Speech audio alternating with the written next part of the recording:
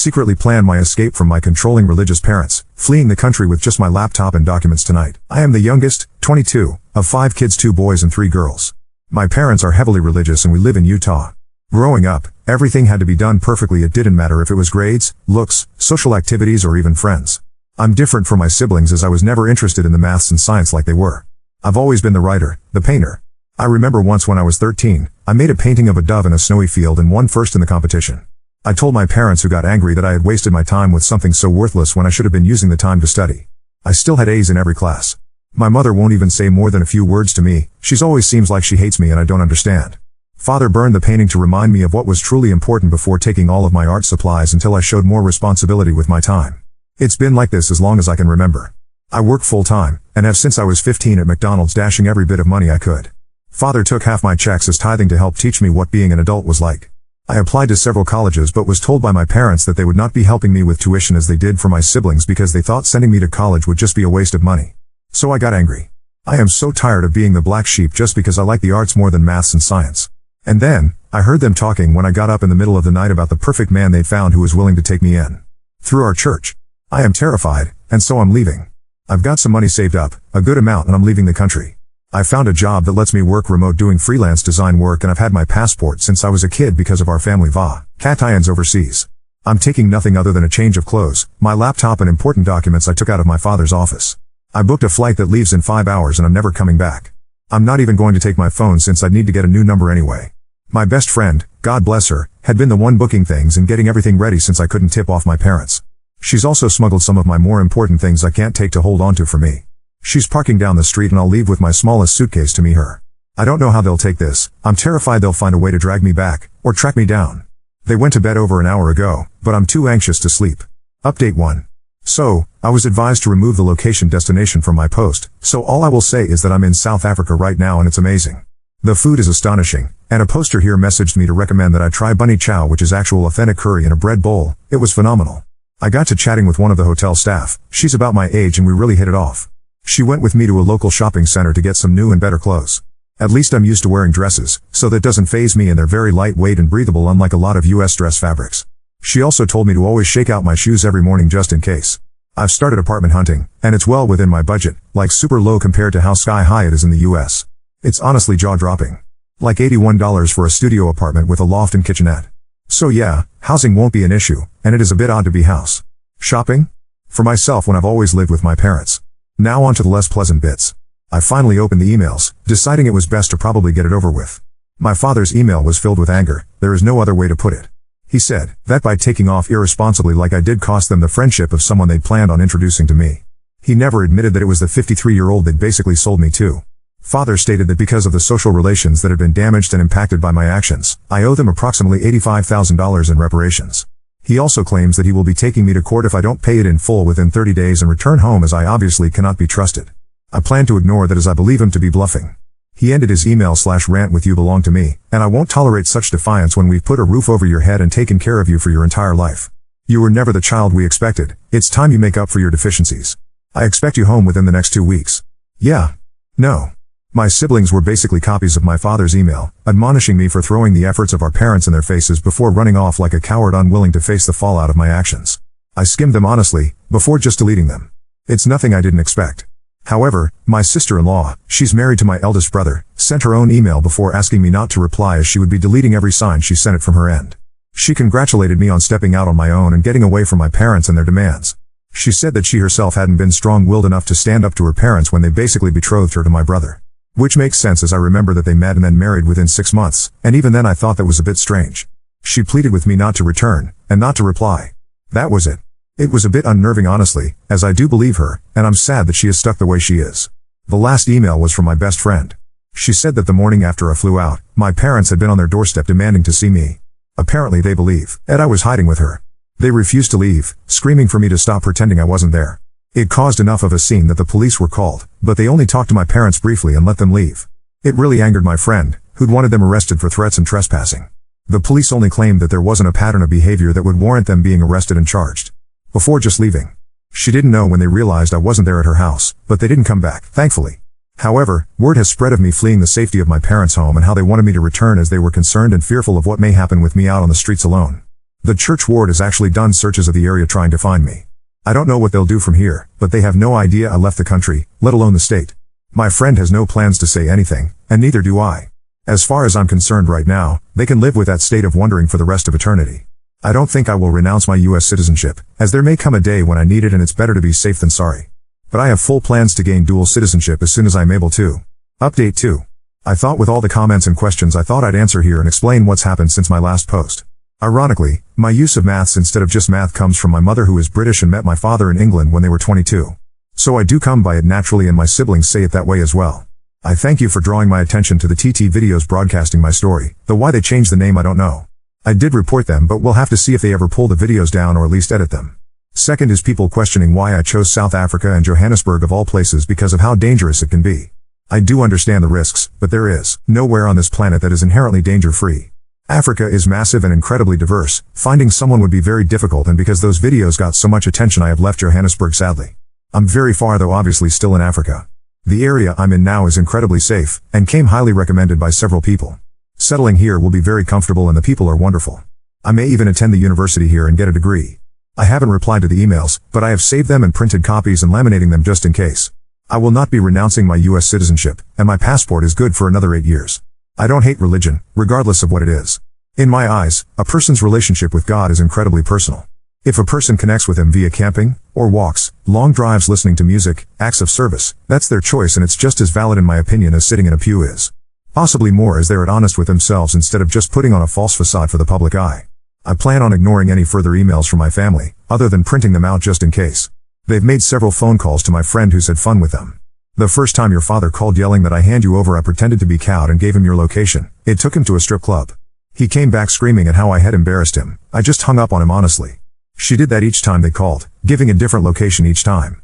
Her favorite was sending my parents to a nudist retreat. My mother passed out apparently. My friend is looking to move and eventually plans to join me but will jump around a bit so that they don't follow her to me.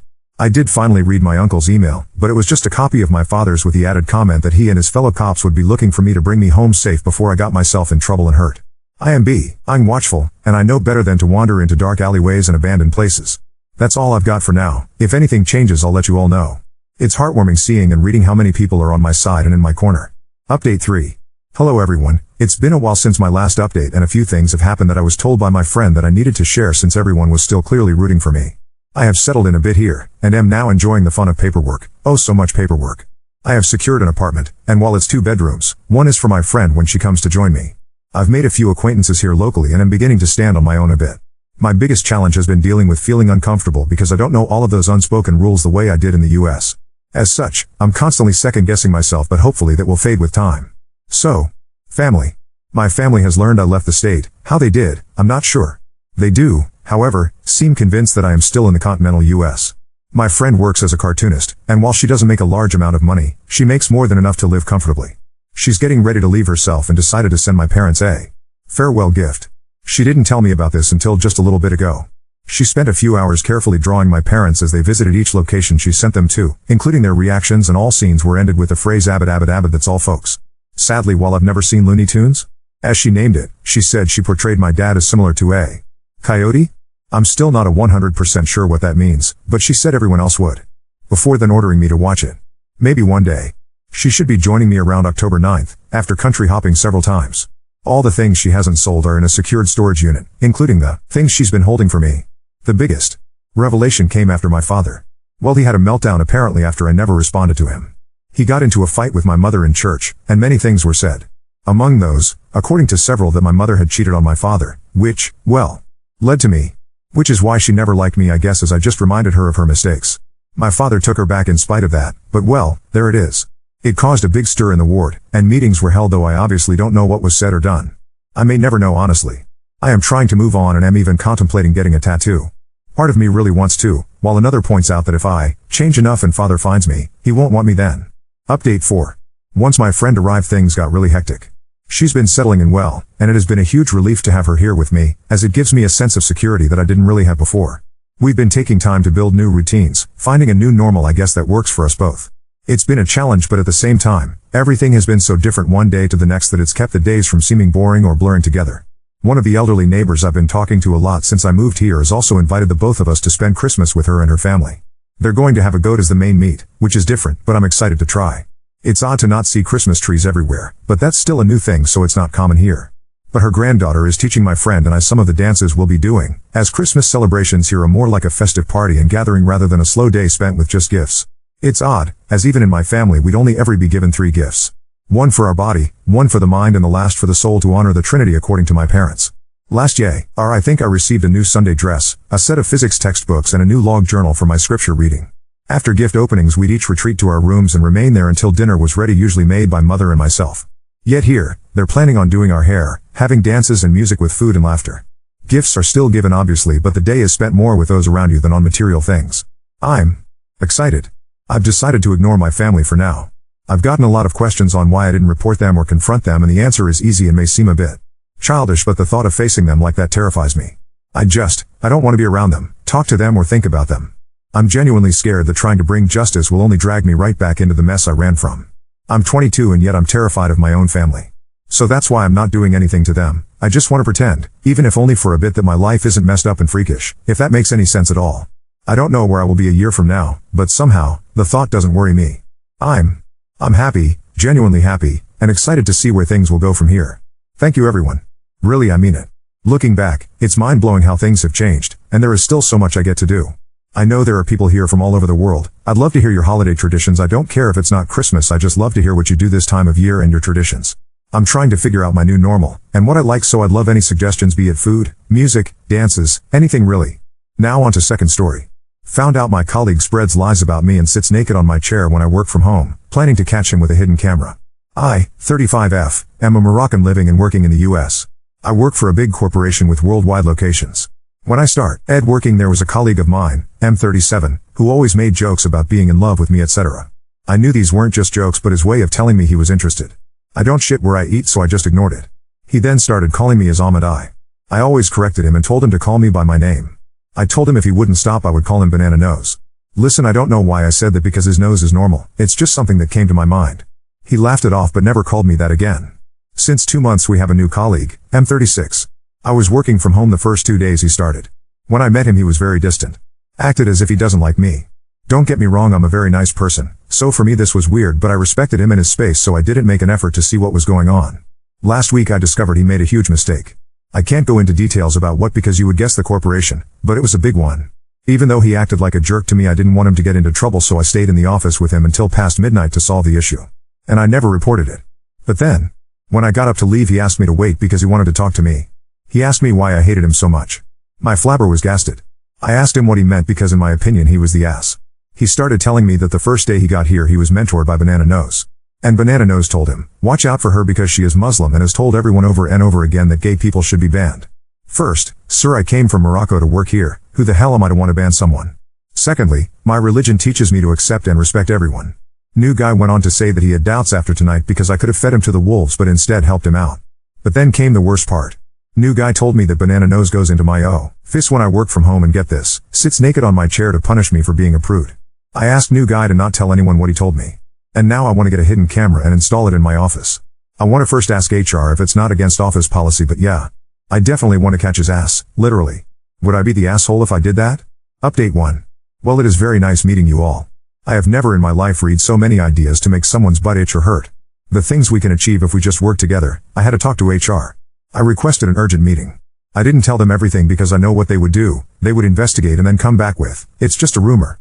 Banana Nose is very loved and I don't want to put new guy in a bad place. So I told them I'm afraid someone might be sneaking in my office because all my stuff gets misplaced. Since I have a higher position at this company they took it real serious real fast. So my dear comfies.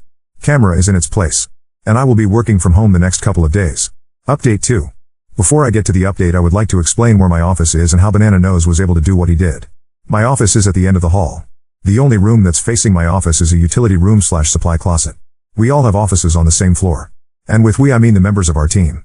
I know it might seem naive of me but I never questioned new guy. I've never told him anything about how Banana Nose treats me and how he calls me a prude. So for him to make that leap seemed excessive. Now for the update. Today was my first day working from home since the cameras were placed. After working for a few hours I got a call from HR to come to work. My heart was beating so fast and I literally can't remember how I got there. The nerves were eating at me. I got to the HR department which is one floor above us and I noticed everyone staring at me. The head of the department was sitting in a room with a couple of other people. They started talking. I couldn't listen. Things like, we as a company blah blah blah. I stopped them and said I couldn't bear listening to a TED talk and I wanted to know what was going on. Last night when I already went home and the camera was installed for maybe an hour, Banana Nose entered my office. HR asked me if I wanted to see the video or if I just want them to explain what happened. As if it's a nature documentary. I told them I definitely wanted to see the video. I will first start by saying what I saw objectively. Banana Nose entered my office and the door behind him was still open. He looked over his shoulder and it looked like he was talking to someone while taking his pants off. Then, it happened. He sat on my chair butt-ass naked. He took some candy from my desk and started dancing on my chair, rubbing his butt in my chair's DNA. I got sick to my stomach. He then took my pens one by one and licked them. It looked like he was still talking. There was no sound. So I wasn't sure. Then the worst thing happened. 2 years ago I lost my 7-year-old niece to cancer. On my desk is a picture of her and I the last time we got to hug. So you can clearly see it's not only a child but a sick one. This evil man rubbed his penis all over my picture frame and laughed so hard. He took out his phone, made a call and then left. I started crying like a baby. I feel violated. I feel used. I feel unsafe. HR guy was talking but I didn't hear anything. I saw myself in the reflection of the window and I stopped. Wiped away my tears and asked what the next steps are. HR said Banana Nose was asked to come in later and they would fire him on the spot. It seemed to me like they thought that was enough for me. I told them firing him is step one. I wanted to know who he was talking to and demanded to see the security tapes for the hallway. You can't see into my office on these tapes but I know for a fact you can see who is standing in the hall. HR accepted my request and asked security for the tapes. It takes some time but they expect to get it sometime tomorrow. For now I feel unsafe everywhere I go. When I got in my car all I could think about was, maybe he was in my car. Maybe he was in my home. I know that sounds crazy but, I feel crazy. Update 3. I don't know where to start. Forgive my brain giving up on me. It has been a lot. I have viewed the tapes and what I saw was, I don't know. It was clear he was talking to someone. I too thought it could be New Guy. But it wasn't. New Guy was seen on tape at the beginning of the hall turning his back and leaving. Banana Nose was giving a show in my office for 4 of my coworkers. 1 male 2 female. 2 of them I trained. All 3 of them I helped when they made many mistakes. They stood by the door while he danced and filmed him. One of the females started to fist pump. It was disgusting. Before going to HR to view the tape, I did my research. I read in my contract that when there is a conflict of serious nature that can't be solved that it needs to be taken to the board for review and judgment. I knew that if I asked for them all to be fired that it wouldn't be a problem. Because like I said, many mistakes. So I came up with a different idea. I asked for a compensation from the firm and all parties involved of $1 million per person. I know, ridiculous. Ridiculous enough to get me in front of the board. To get Theme in front of the board. And I can't wait to show these tapes in front of 11 rich old men and 1 female. Who all have a lot of influence in our field of business. But most of all I can't wait to look them in the eye and ask them why. I know their answer wouldn't change anything but it would give away who they truly are. Banana Nose isn't fired yet. When I got home after our meeting, HR guy told me they want to wait until they have the full story so nothing was unanswered. After today I asked them not to fire him because the board meeting would be useless. And if he quits he will lose all his benefits. So this way, he has little choice but to show up to the meeting where I will do my dance. I don't know if I'll stay at this company even though I love to work here. Because I can't believe that there is any way where it would be possible for New Guy to know this info and all my other colleagues not. Yesterday I drove to New Guy's house. I told him I never mentioned his name. I want him to have peace and not be afraid that other people will act out against him as some sort of vengeance. His secret is safe with me. Some people ask me what I would do if someone read this from work. Let me say it like this. I work with a bunch of nerds. Not the good kind that's on Reddit. But the bad kind that thinks TMZ is what keeps you up to date. They use words like, whatever, I bet you can picture them now. And if they do show up here and read all of this, so be it. I couldn't cope without all of you. I have no family here and I thought my coworkers were my friends. I guess we all make mistakes. Again, thank you all for everything. I kinda love you guys.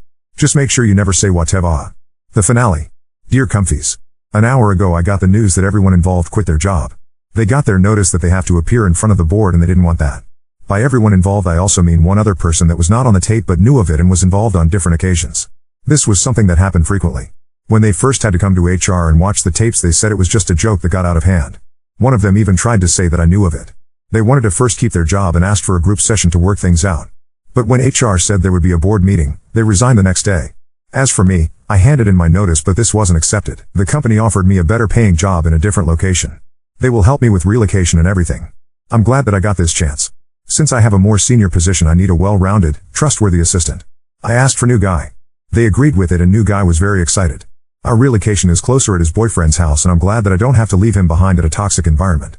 I guess this is my finale update. I decided not to sue. I don't ever want to think about what he did ever again. And I don't want to put my energy towards this kind of toxicity. And I know one thing for certain. You get what you give.